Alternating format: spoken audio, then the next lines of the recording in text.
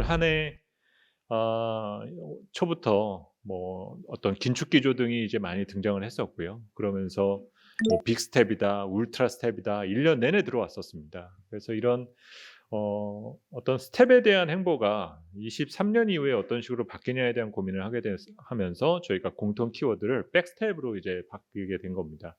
이제 이 백스텝이라고 하는 부분을 단순하게 뭐 어떤 금리 인하 가능성에 대한 부분으로 설명드리려 하는 것은 아니고요.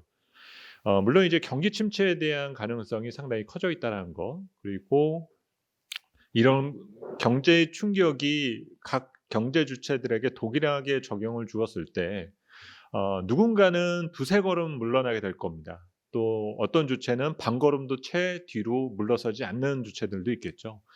우리가 지난 2년 동안 유동성이 풍부한 환경에서는 남들보다 먼저 열심히 앞서 달려가야지만 순위를 바꾸고 앞서 나갈 수 있다라고 할 수 있었지만, 우리가 23년 이후에 맞이하는 투자 환경은 오히려 충격의 데미지를 줄여서 뒤로 후퇴하는 그 보폭을 적게 가져가는 것이 순위의 변동에 상대 우위에 있을 수 있는 그런 변화의 환경이다라고 보고 있습니다. 그런 내용이 담겨져 있는 것이 이 백스텝의 내용이다라고 보시면 될 것 같고요. 왜 우리가 인플레이션 시대를 살게 되면서 이렇게 어렵게 느껴지느냐, 단순히 정책 금리가 인상되고 고금리가 다시 재현됐기 때문이다라고만 보지는 않습니다. 오늘 뭐 우리 주가 지수가 폭등하는 일이 지금 있었죠. 물가가 정점을 쳤다라는 어떤 그런 기대감이 오늘 뭐 코스피가 80 포인트나 급등하는 이런 변화를 가져다 주고는 있는데요. 하지만 물가가 둔화된다라는 것은 한편으로는 소비가 둔화될 수 있는 여지가 있다는 거고, 소비가 둔화된다라는 것은 구조적인 경기 침체에 대한 가능성이 크다는 겁니다. 화면의 오른쪽에 있는 그림을 보시면 S&P 500 기업들의 EPS 변화율을 장기 시계열로 보여드리고 있는데요. 1960 년대부터 최근까지 그 추이를 보여드리고 있습니다. 뭐 이익이 늘다가도 줄 수도 있고 그런 순환적인 과정이 반복되는 것은 크게 다르지는 않은데, 우리가 주목하는 것은 높은 금리가 형성되던 1970 년대 저 그래프의 좌측에 해당되는 부분이 되겠죠. 그 해당되는 구간에 변화율의 플러스 양해값의 유지 기간이 상대적으로 짧고요. 90 년대 이후로는 상대적으로 이익 성장의 지속 기간이 깁니다. 이런 현상을 보이게 되는 것이 바로 우리가 지금 인플레이션 시대에 살고 있느냐 그렇지 않느냐에 있어 상당히 중요한 구조적인 차이를 가져온다라고 볼 수가 있습니다. 지금 화면에서 보여드리는 이 헤드라인 CPI 역시 우리가 물가가 내년 초부터 둔화가 된다고 하더라도 우리가 주목해야 될 것은 마치 80 년대와 같이 높은 물가 수준이 유지가 되는 디스인플레이션 환경에 처하게 될 것이다라는 점 때문인데요. 이 얘기는 경제의 시스템이 상당히 효율적이지 못하고 생각보다는 비용 측면에 있어 생산적이지 못한 그 환경에 내몰리게 될 거라는 점입니다. 이 얘기는 투자하는 데 있어서 여러 가지 잠재적 불안 요소가 많은 환경에 있다라 볼 수 있습니다. 최근에 이제 그 경제를 분석하면서 많은 얘기들이 나오는 것이 지금 물가 문제는 상당히 심각하지만 고용이 안정되었기 때문에 아무런 문제가 없어라고 지적들을 하고 있지 않습니까? 지금 화면에서 보시는 것은 80 년대 초반 미국 경제의 실질 GDP와 중간에는 코어 PC, 그리고 가장 아래쪽에 실업률을 보여드리고 있는데요. 높은 물가의 영향과 70 년대 말부터 가족 강도 높은 긴축 등의 영향으로 인해서 80 년대 초에 미국은 첫 번째 경기 침체를 당하게 됩니다. 경기 침체의 징후가 나타나게 되니까 자연스럽게 물가는 정점을 치고 둔화되는 신호등을 보이게 되는데요. 이런 신호등 이후로 경제가 다시금 회복되어다가 다시 80 년대 초 82 년, 83 년으로 넘어가게 되면서 이런 고물가에 대한 영향이 기업 쪽에 타격을 하게 되고 뒤늦게 실업률이 상승하는 그 세컨 웨이브를 그리는 모습 등을 확인해 볼 수가 있습니다. 이 그림을 여러분들에게 보여드리는 것은 23년 우리가 경제와 투자 환경을 전망하는데 대부분 경기 침체 오고 있다는 거 안다. 그리고 내년쯤 돼서 경기 바닥이 드러나게 되면 다시 투자를 재개할 시점이다라고 준비들 하시고 기본 가정을 세우시게 될 겁니다. 근데 문제는 그 경기 저점이 진짜 경기 저점이냐에 대해서는 다소 의문을 가질 필요가 있다라는 거죠.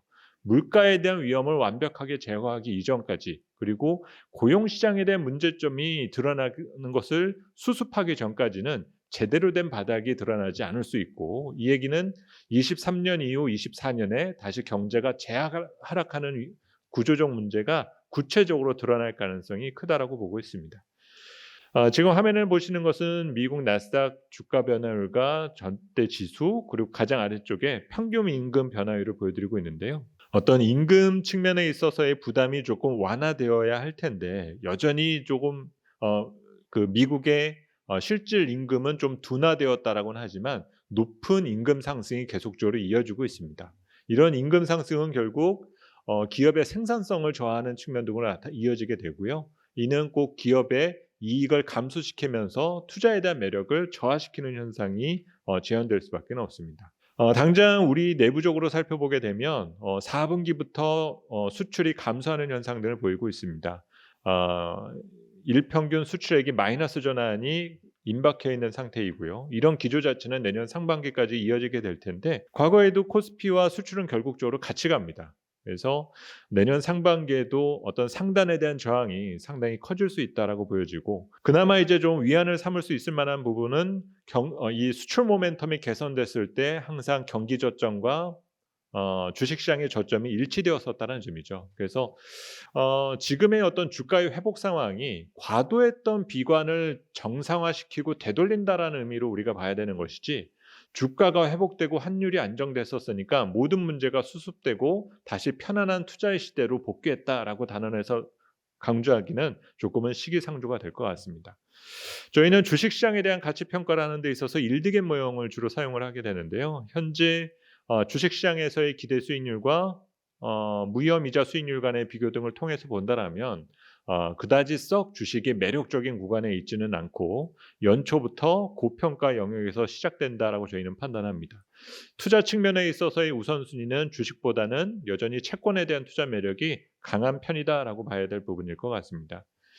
23년도 코스피에 대한 밴드는 무이자 수익률을 4%로 가정한 경우 그리고 무이자 수익률을 3%로 가정한 경우 이 두 가지로 나눠서 생각해 봤는데요.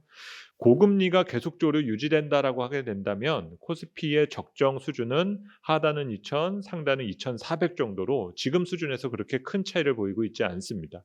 오히려 고평가에 대한 부담이 커진다라고도 볼 수 있는데 물가가 조금 물가가 순환적으로 좀 둔화되고 경제 둔화 징후가 조금씩 명확해진다라면은 시장 금리는 점진적으로 안정될 것으로 기대를 하고 있습니다. 이를 적용해서 코스피 밴드를 산출하면 하단은 2,200, 상단은 2,650 포인트로 산출이 됩니다. 현재 어떤 내재 가치 측면에서 놓고 본다라면 오른쪽에 12개월 PBR 밴드와 우리 주식시장 위치로 놓고 보면 현재 위치가 약 0.9배 영역대에 있습니다. 충분히 경기 침체를 반영한 상황에 있고요. 일각에서는 지난 9월 달 코스피가 2,000선 붕괴를 위협한다라고 했었을 때 다시 시장이 떡락하지 않겠냐 이런 걱정을 제시하는 부분들도 있었습니다. 대신 지난 2년 동안 우리 자본시장이 성숙되었던 측면들도 있었고 지수를 구성하는 기업들 그리고 산업을 구성하는 것들의 변화도 분명히 커진 상태에서 반도체에 대한 의존도를 많이 낮춰놨다는 점은 우리 주식시장이 가지고 있는 잠재력이라고 볼 수가 있습니다. 대신 우리 기업들이 대부분 제조업의 비중이 높다 보니 지금과 같은 높은 물가 환경에서 이전과 같은 마진을 유지할 수 있느냐를 검증하는 시간이 23년이 될 것이다라고 판단이 됩니다. 절대적인 주식시장의 레벨은 2,500 정도를 기준으로 한 등락이 이어지는 상당히 재미없는 구간이 이어지게 될 것 같고요. 주식 측면에 있어서의 운영 전략은 기대 수익률을 낮추고 편입 비중을 조금씩 조정한 가운데 우선적으로는 채권과 좀 더 안전자산에 대한 비중을 높이는 것이 23년 투자 환경에 있어 고려할 부분이다라고 보여집니다. 네, 요 정도에서 23년 주식시장 전망과 투자 환경에 대한 부분 정리해 드리면 될 것 같고요. 그러면 이어서 23년 경제시장 전망 내용을 저희 임동민 이코노미스트에게 들어보도록 하겠습니다. 감사합니다. 안녕하십니까. 경제 분석을 맡고 있는 임동민입니다. 내년 경제 전망에 대해서 말씀드리도록 하겠습니다. 내년 경제 전망에 제가 키워드로 잡은 것은 그레이 스완 리스크입니다. 그래서 그레이 스완이라고 하는 거는 블랙 스완과 화이트 스완의 혼합된 단어가 되게 되는데 예측 가능한 위험도 있고요. 그리고 예측 불가능한 위험 이런 것들이 이제 복합돼서 다양한 어떤 형태의 위험이 나타날 수 있는 시기이기 때문에 그 시기를 좀 주의 깊게 모니터링을 하는 게 필요하다라고 생각하고 있습니다. 내년 경제는 경기 침체가 시작이 되게 될 것 같고요. 그리고 내년만 보는 것이 아니라 내후년 정도까지의 경기 경로를 함께 봐야 될 것 같습니다. 그래서 내년에 경기 침체가 오고 그리고 2024년에 다시 한번 경기 침체가 오는 더블 딥의 형태로 경기 경로가 진행이 될 것 같습니다. 그리고 앞으로의 그 인플레이션의 향방에 따라서 그 더블 딥의 형태가 좀 견딜 수 있는 형태가 될 것인지 아니면은 조금 더 그 충격적인 고 좀 장기적인 불황에 가는 경로가 될 것인지 이제 그것을 이제 결정하게 되는 상태가 될 것 같고요. 그리고 나타날 수 있는 이제 그레이스한 리스크에 대해서 좀 소개해 드리면서 발표를 마치도록 하겠습니다. 예, 내년에 그 경제 성장률은 전 세계 기준으로 봤었을 때 올해 2.5에서 내년 1.5 그리고 내후년까지도 1.5 그래서 2008년, 2009년 글로벌 금융위기 이후에 2020년 코로나19 팬데믹을 제외하면은 이제 가장 낮은 경제 성장률을 한 2년 동안에 유지하게 되는 그런 좀 아주 낮은 성장률을 예상하게 하게 되는 상황이 될 것 같습니다. 미국 같은 경우에는 내년 경제 성장률 0.5%에 불과하고 내후년의 회복도 1%에 좀 제한되는 그런 모습이고요. 유럽 같은 경우에는 이제 내년에 연간 기준으로 봤었을 때 마이너스 0.2% 정도 그리고 그 폭이 조금 더 커질 수 있는 그런 다운사이드 리스크가 있게 될 것 같습니다. 중국 같은 경우에는 이제 그 내년 정도에는 4% 정도로 회복될 수 있겠는데 경기 부양 정책의 효과와 그리고 여러 가지 이제 대외적인 상황에 따라서 뭐 상방과 하방의 요인들이 이제 그 존재하게 되는 그런 상황이 발생되게 될 것 같고요. 한국 같은 경우에는 사실 이제 한국이 전 세계 어떤 표준적인 그런 성장의 모델을 보여주고 있는데 올해 2.2%에서 내년 1.5% 그리고 내후년에는 조금 더 낮은 1.2%로 좀 하락하게 되는 2023년과 2024년을 동시에 봤었을 때 경제 성장률이 급격히 저하되는 그런 모습들을 예상을 해봐야 될 것 같습니다.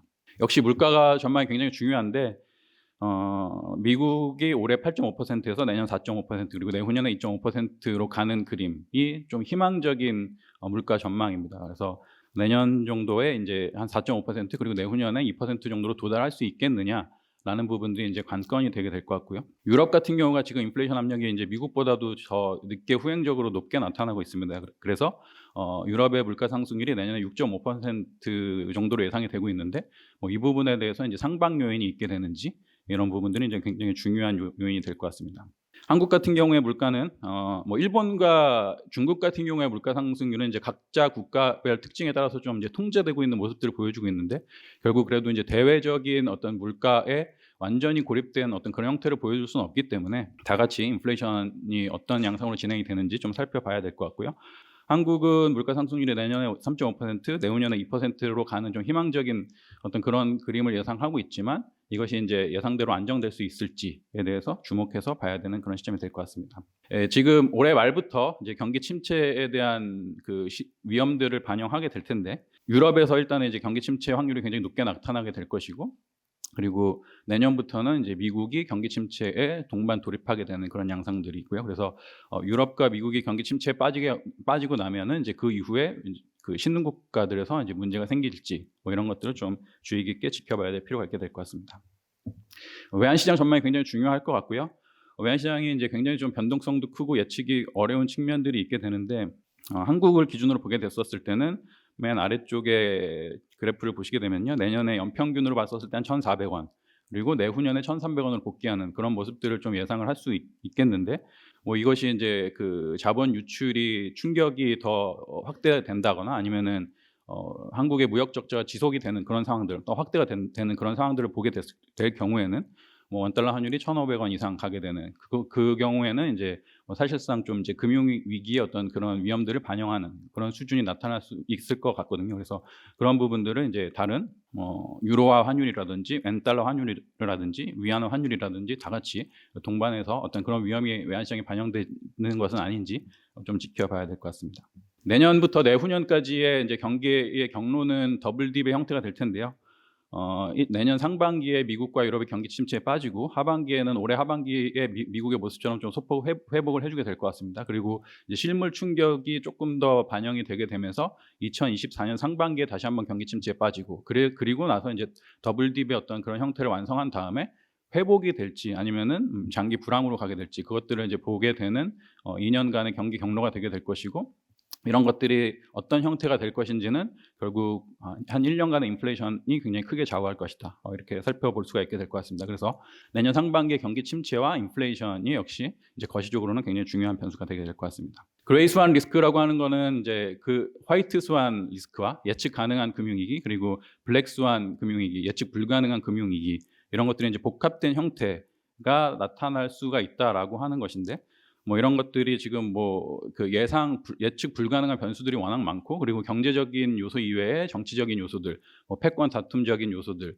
뭐 여러 가지의 다른 지정학적 위험들, 이런 것들이 창발적으로 나타나게 되면서 우리가 좀 예측 불가능한 어떤 그런 금융위기 형태를 맞을 수가 있게 될 것 같습니다. 그래서 그런 형태들을 한번 어떤 모습으로 나타날 수 있을지, 그런 부분들을 좀 간단하게 보게 되면요. 첫 번째는 대차대조표 불황이 나타날 수 있다라는 점인데요. 이제 금리가 상승을 하게 되면서 이제 부채 위험이 나타나게 되고, 지금 보면은 이제 G20 국가들의 국가 그 재정 상태가 굉장히 악화된 상태에 있는데, 금리 상승이 좀 지속이 되게 될 경우에는 이런 것들이 경기 침체와 맞물리게 되면서 이제 대차대조표 장기 불황에 빠지게 되는 이제 그런 좀 그 금융위기 형태를 좀 생각해 볼 수가 있게 될 것 같고요.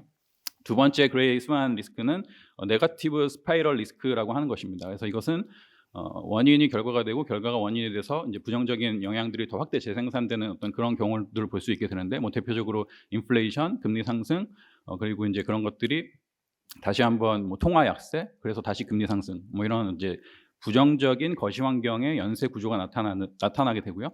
이런 것들을 방어하지 못할 경우에는 이제 시스템 위기가 나타날 수 있기 때문에, 뭐 대표적으로 좀 유로존 시스템 위기, 이런 것들을 좀 걱정해야 될 필요가 되겠죠. 그래서 그런 부분들을 좀 살펴봐야 될 것 같습니다. 마지막으로는 역시 지정학적 리스크와 패권 경쟁인데요.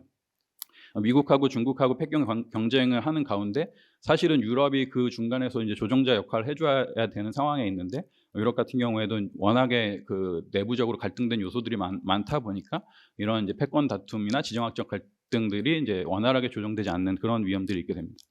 헨리 키신저가 내다보는 어떤 국제 질서의 양상이 사실은 굉장히 좀 불안 요소들이 좀 잘 지목이 된 것이 있었는데요. 한 4가지 정도의 그 지정학적 리스크를 보고 있습니다. 첫 번째는 미중 관계 약화, 두 번째는 러시아와 서방 세계의 관계가 무너지는 것, 세 번째는 유럽의 붕괴, 네 번째는 미국이 중동의 균형을 이란에게 넘겨줄 것이라고 보는 아랍과 이스라엘 시각 때문에 중동전이 재발하는 것, 이런 4가지의 어떤 그 국제 패권 지정학적 리스크를 보고 있는데, 이런 것들이 예전에는 조정이 된 형태였지만 앞으로는 이것이 제대로 조정이 되지 않고 다른 위험으로 전이될 수 있는 어떤 그런 부분들을 예상하고 있기 때문에, 예상하지 못하는 지정학적 갈등으로 나타나게 될 경우에는 이제 그레이 스완 리스크가 좀 나타나게 될 경우가 있기 때문에 이 부분도 이제 주목해서 좀 봐야 될 것 같습니다.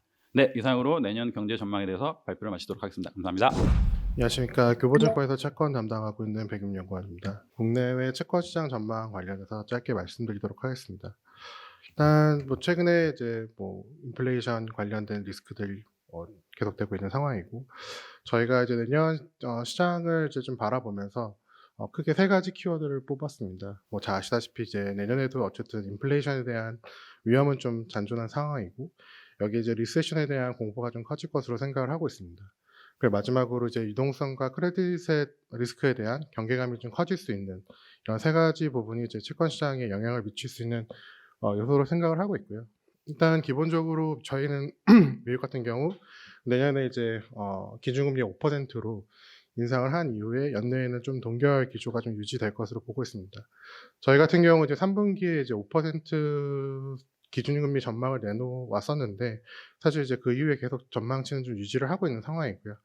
사실 저희가 처음에 이 5%를 냈을 때 너무 높은 거 아니냐라는 얘기가 있었는데, 뭐 최근에는 좀 너무 낮은 거 아니냐, 그리고 오늘 이제 뭐 CPI가 발표된 이후에는 다시 또 좀 높은 거 아니냐, 이런 어쨌든 시장도 좀 명확하게 어떤 전망이 있는 상황은 아닌 것으로 보이는데, 어쨌든 기본적으로 저희가 생각하는 부분은 지금 연준의 통화 정책은 페이즈 2, 저희가 페이즈 2로 이제 좀 정의하는 부분은 경제가 일부 훼손되면서 물가 안정을 좀 추구하는 단계로 어쨌든 기준금리를 5% 수준에서 좀 운용을 하면서 경제가 일부 훼손되더라도 좀 물가를 안정시키는 단계라고 생각을 하고 있습니다.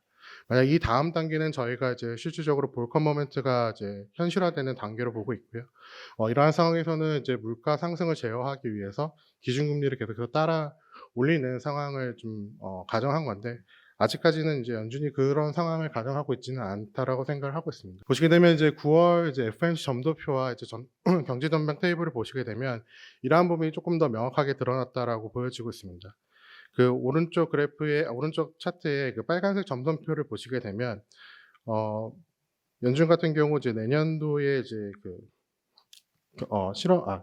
내년도 실업률을 큰 폭으로 이제 상향 조정을 한 반면에 계속해서 금리를 인상하는 부분을 좀 나타내고 있습니다. 이 부분은 사실 그 실업률의 수치만 놓고 보면 사실상 이제 경기 침체가 발생할 수 있다라는 부분을 연준도 인지하고 있다라고 보고 있고요. 그럼에도 불구하고 연준이 내년에도 금리 인상 기조를 멈추지 않겠다라는 부분은 결국 과열된 성장 엔진을 어느 정도 멈추는 부분, 경기 침체가 유발될 수 있다라는 부분을 감안해도 통화 긴축 기조를 좀 계속해서 좀 유지를 하겠다라는 의지를 좀 드러낸 거라고 보여지고 있습니다. 어쨌든 지금 상황을 보시게 되면 뭐 오늘 CPI가 이제 좀 예상치를 하회하긴 했지만 여전히 좀 높은 수준을 유지하고 있는 상황이고요. 뭐 물가 같은 경우 사실 이제 10월에 뭐 조금 하락은 하긴 했지만 내년 1분기까지는 여전히 변수가 높다라고 생각을 하고 있습니다. 특히 이제 유가 같은 부분은 이제 최근에 상승세가 좀 둔화되는 모습을 보이고 있긴 하지만 뭐 여전히 주거나 음식료, 서비스 부분 같은 물가는 계속 높은 상황을 유지를 하고 있고요. 특히 이제 주거비 같은 경우는 보시게 되면은 실질적으로 이제 주택 가격이 인상된 이후에 1년에서 1년 반 정도의 시차를 두고 이제 주거비 물가에 반영된다는 점을 감안을 하면 여전히 물가에 대한 불확실성이 좀 높은 상황이라는 점을 염두하셔야 될 것 같습니다.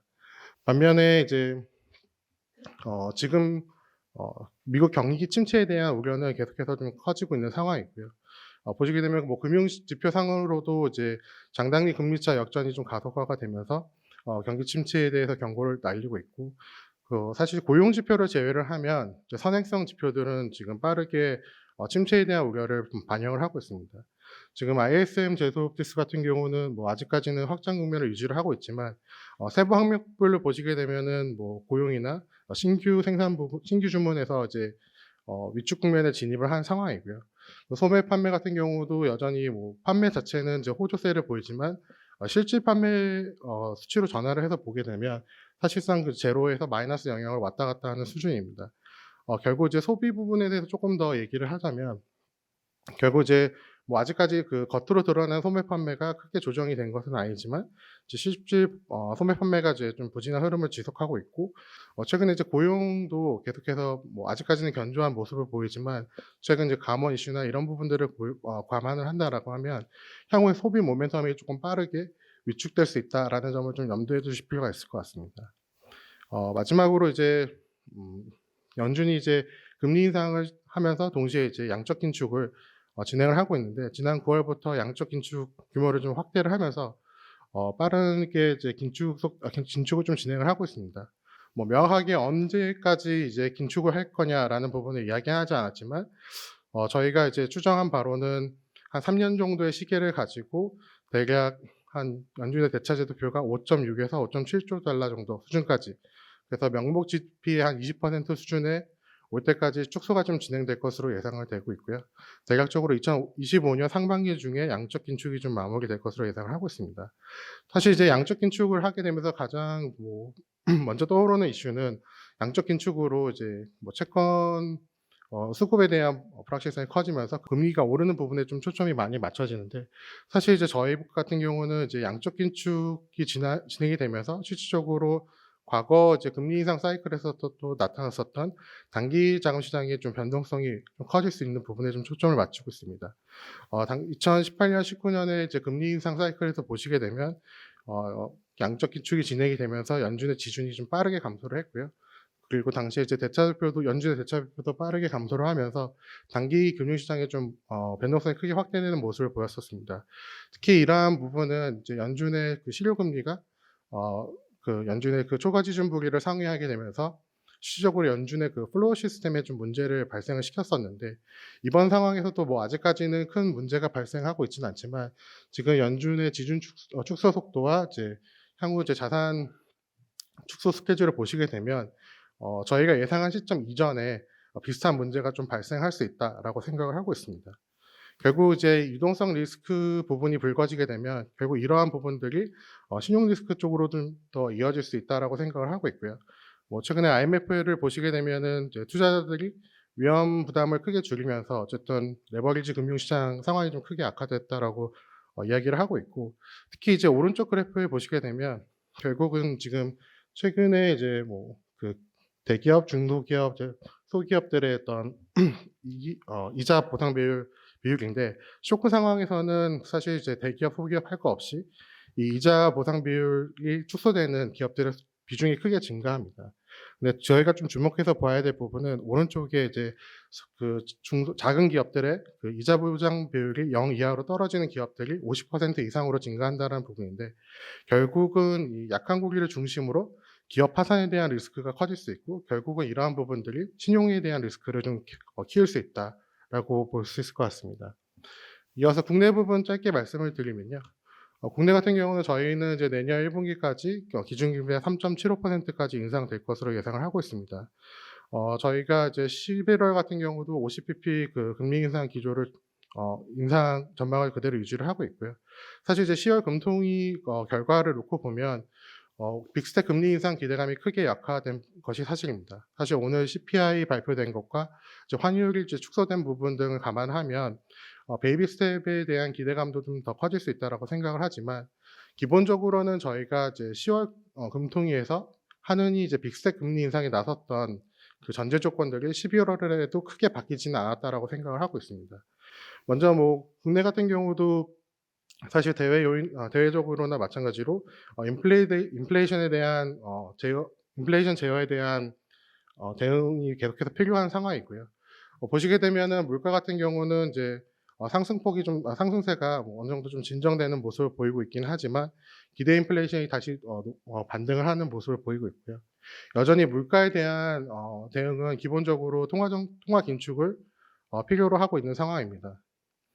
여기에 보시면 여기에 이제 하느니 이제 선제적으로 금리 인상을 했었던 효과가 연준의 공격적인 금리 인상으로 많이 약화가 됐었고, 특히 이제 금리 역전이 발생을 하면서 발생할 수 있는 문제점들도 하느니 좀 고려를 해야 되는 요소라고 생각을 하고 있습니다. 물론 이제 금리가 역전된다고 해서 뭐 이 부분이 바로 뭐 외국인 자금 유출의 트리거가 되지는 않았습니다. 과거에도 보시게 되면 외국인 자금 유출의 트리거는 경기 충격이거나 환율에 대한 기대 변화였고요. 오른쪽 그래프를 보시게 되면 검은색 점선으로 되어 있는 부분이 이제 한미 기준금리가 역전됐을 시기의 모습이라고 보시면 될 것 같고, 빨간색 점선으로 된 부분이 실질적으로 외국인 자금이 유출되었던 시기라고 보시면 될 것 같습니다. 실질적으로 뭐 금리 차가 역전된다고 해서 외국인 자금이 빠졌다기보다는 환율에 대한 기대 변화가 급격하게 변하는 과정에서 이 외국인 그 자금 변동성이 커졌다라고 보시면 될 것 같고요. 어쨌든 지금 환율이 떨어지는 추세가 계속 이어진다라면 뭐 하는 입장에서는 이제 조금 더 약하게 통화 정책 대응을 하겠지만, 어쨌든 여전히 이제 환율에 대한 변동성에 대한 리스크는 큰 상황이라고 보고 있고, 또한 이제 환율이 올라가면서 나타날 수 있는 환율 절하에서 파생될 수 있는 인플레이션에 대한 리스크도 어쨌든 대응이 필요한 상황이기 때문에, 이러한 상황들은 하느니 쉽게 통화 긴축 기조를 좀 선회할 수 없는 상황이라고 보여지고 있습니다. 어쨌든 기본적으로 지금 뭐 글로벌 인플레이션이나 뭐 통화 정책 불확실성, 그리고 여기에 뭐 각종의 외환 조건들을 보시게 되면 사실 이제 최적의 어떤 투자 시점을 찾기가 좀 쉽지 않은 상황입니다. 뭐 2023년도 채권 시장의 변동성이 좀 계속해서 높은 모습을 보일 수 있다라고 생각을 하고 있고요. 그렇다고 해서 뭐 모든 상황이 너무 비관적이라고 생각하실 필요는 없다라고 생각을 하고 있습니다. 항상 뭐 언제나 그랬듯이 이제 뭐 위기의 끝은 기회가 됐었고요. 저희 앞에서 얘기했었던 듯이 어쨌든 경기 침체는 좀 필연이라고 생각을 하고 있습니다. 결국 올해 이제 인플레이션에 좀 모였던 이제 투자자들의 어떤 시선이 내년에는 이제 계속해서 이제 경기 쪽으로 좀 이동을 할 것으로 생각을 하고 있고요. 뭐 글로벌 통화 긴축 관련해서는 어쨌든 중앙은행들 간의 시차가 존재를 하겠지만, 어쨌든 내년에는 금리 인상 사이클이 마무리된다라는 점은 뭐 불변할 것으로 생각을 하고 있습니다.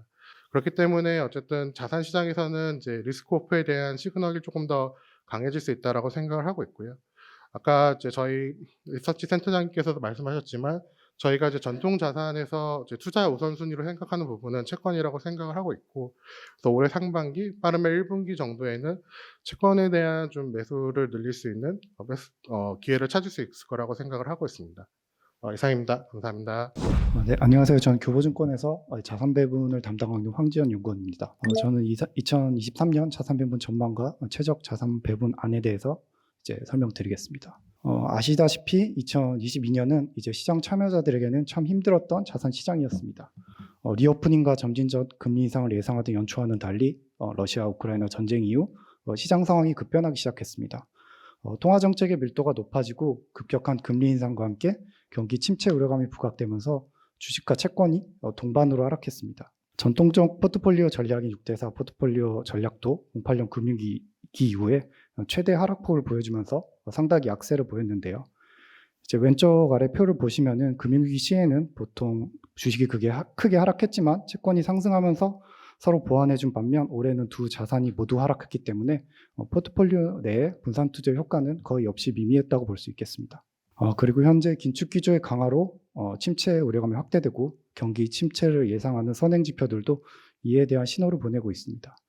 이제 대표적인 선행 지표들이 이제 10년, 2년 장단기 스프레드가 있는데요. 장단기 스프레드는 지금 역전 발생한 이후 계속 지속되고 있는 상황이고 연준에서 2년물보다 더 주목해서 보고 있는 3년물 금리의 경우도 최근 10년물과 역전이 발생하면서 경기 침체에 대한 우려감이 확대되고 있습니다. 그리고 제가 이제 추가적으로 보는 게 하이힐드 스프레드인데요. 오른쪽 아래 그래프를 보시면은 하이힐드 스프레드가 기준선을 통과했을 때 높은 확률로 경기 침체에 대한 신호를 보냅니다. 현재 하이힐드 스프레드의 상황도 기준선 상단에 위치하면서 침체의 신호를 보내고 있습니다. 이러한 지표들을 고려해 보면은 정확한 시점은 알 수 없지만 시차를 두고 지금 높은 확률로 경기 침체가 다가오리라는 것은 부정할 수가 없는 사실입니다. 이러한 선행 지표들이 지금 침체 신호를 보내고 있고 제조업 PMI도 약세를 보이는 등 경제 지표들이 위축 국면에 집어들고 있습니다. 그렇긴 하지만 미국의 고용 지표는 여전히 견고하고 인플레이션은 아직 높은 수준을 유지하고 있는데요. 이러한 점을 고려한다면 아직 섣부르게 피벗에 대해 언급하기는 힘든 상황이고요. 아직은 피벗보다는 좀 속도 조절에 좀 더 주목해야 될 시점이라고 생각하고 있습니다. 그래서 이러한 매크로 환경을 종합적으로 보면 주식은 이제 저점 통과에 대한 기대감이 존재하지만 앞서 이제 저희가 말씀드렸듯이 긴축의 여파가 시차를 두고 실물 경제나 기업의 이익에도 영향을 줄 것이라는 점을 생각한다면은 추세적인 반등은 아닐 것이라고 판단하고 있습니다. 그리고 추가적으로 당사에서는 중장기적으로 침체 우려감이 다시 한번 부각될 것으로 보고 있기 때문에 주식에 대해서는 보수적인 관점을 유지하고 있습니다. 아직은 섣부른 저가 매수 관점으로 접근하기보다는 일정 부분에 적어도 1분기까지는 일정 부분에 유동성을 확보하는 것을 제안드리겠습니다. 채권은 이제 금리 인상 종료가 다가오고 있어 매수 타이밍에 대한 점검이 이제 필요한 시점인데요. 현재 시장의 금리는 금리 인상을 선반영하고 있습니다. 그리고 현재 속도 조절에 따른 이슈 때문에 채권 시장의 변동성 완화에 대한 기대감도 있고요. 그리고 이제 오른쪽 아래 표를 보시면 현재 글로벌 주식과 채권의 상관관계는 역사적으로 고점에 도달했습니다. 내년부터는 이러한 틀어진 전통 자산들의 상관관계도 정상화되는 과정이 있을 것으로 기대하고 있어 채권의 메리트는 상당히 높을 것으로 보고 있어 현재 비중 확대하는 의견을 가지고 있습니다. 마지막으로 대체 자산은 인프라의 경우 비중 확대 의견을 유지하고 있는데요. 일단 여전히 남아있는 정책 수혜에 대한 기대감과 그리고 인프라의 경우 매크로에 대한 민감도가 다른 자산들에 비해 덜한 편입니다. 그리고 이제 필수 시설에 투자하는 코어 인프라, 예를 들어 이제 수철이나 도로 이런 필수 시설에 투자하는 코어 인프라의 경우 비교적 안정적인 현금 흐름의 확보도 가능하기 때문에 여전히 비중 확대하는 의견을 제시를 드리겠고요.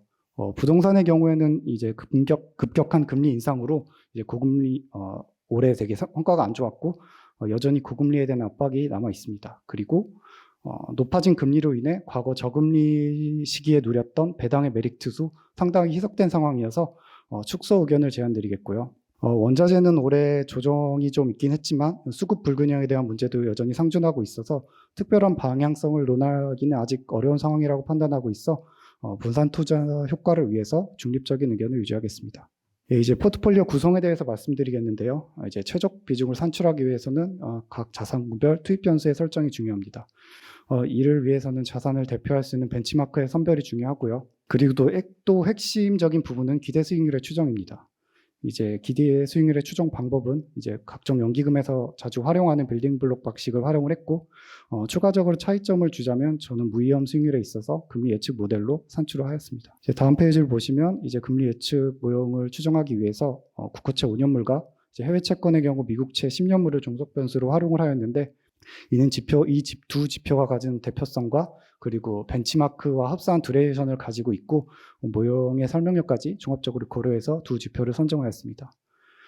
그리고 이제 국내외 경제 성장률과 인플레이션을 설명 병수로 하여 아래 표와 같이 금리 예측 모형을 추정하였고, 최종적으로 이에 신용 스프레드를 가단해서 이제 최종 채권의 기대 수익률의 예측식을 추정하였습니다. 그리고 이제 상관관계와 변동성의 경우 과거 5년치 데이터를 사용했는데요. 그 이유는 이제 타켓을 이제 5년 이상의 중기적 시계를 목표로 하기 때문에 안정적인 5년의 데이터를 활용을 했고요. 그래서 이렇게 선정한 투입 변수를 바탕으로 이제 자산 배분을 위해 목표 수익률과 제약적으로 설정을 한 후 최적의 비중을 산출해 보았습니다. 이제 제가 활용한 자산 배분 모델은 두 가지가 있는데요. 아래 결과부터 말씀드리면 이제 평균 컨디셔널 바 모형이 평균 분산 모형 대비 자산이 편중되지 않고 고르게 분배되고 위험 지표도 비교적 개선되는 것으로 보아 저는 이제 컨디셔널 바 모형을 활용해서 포트폴리오의 전략적 자산 배분에 활용을 하였습니다. 그리고 이제 그 앞서 설명드린 세부적인 전망을 이제 추가적으로 반영을 하였고요. 이제 간단히 말씀드리면은 유동성의 확보를 위해서 주식의 비중을 2%, 부동산을 3%, 원자재를 1% 축소를 하였고, 채권과 유동성의 비중을 소폭 확대시켰습니다. 그렇게 해서 앞서 산출한 최적 비중의 전술적 조정을 가미한 이제 최종적인 포트폴리오의 비중은 오른쪽 아래 표에서 확인하실 수가 있습니다. 이제 마지막으로 제가 내년에 추천드리는 전략은 리스크 페리티 전략인데요. 아래 이제 백테스팅 결과를 보시면은 리스크 페리티 전략은 과거 저금리 기조가 고착화되기 이전 10년 초중반까지는 성과가 매우 우수했습니다. 하지만 최근에 금리 인상과 경기 침체가 맞물리면서 핵심이 되는 채권 자산이 부진했기 때문에 성과가 매우 좋지 못했습니다. 하지만 어찌됐건 내년에 금리 인상의 마무리가 예상되고 있는 상황이고요. 현재 속도 조절에 대한 이야기도 나오고 있기 때문에 금리 변동성이 완화될 것으로 예상하고 있습니다. 이제 아래 백테스팅 결과를 또 보시면은 금리가 이게 점진적으로 길게 올라갔을 경우에는 리스크 페리티 전략의 그 하락폭이 올해만큼 크지는 않았습니다. 그리고 당사에서는 추가적으로 이제 24년 1분기에 피벗 가능성까지 보고 있기 때문에 장기적으로 수익률을 얻을 수 있는 전략이라고 판단하고 있습니다. 또 이제 그 중장기적인 경기 침체 우려감까지 고려한다면은 이제 이러한 경제 불안정성이 부각된다면 위기 속에 강세를 보였던 리스크 페리티 전략의 메리트도 이제 커질 것으로 생각하고 있습니다. 이것을 발표를 마치겠습니다. 감사합니다.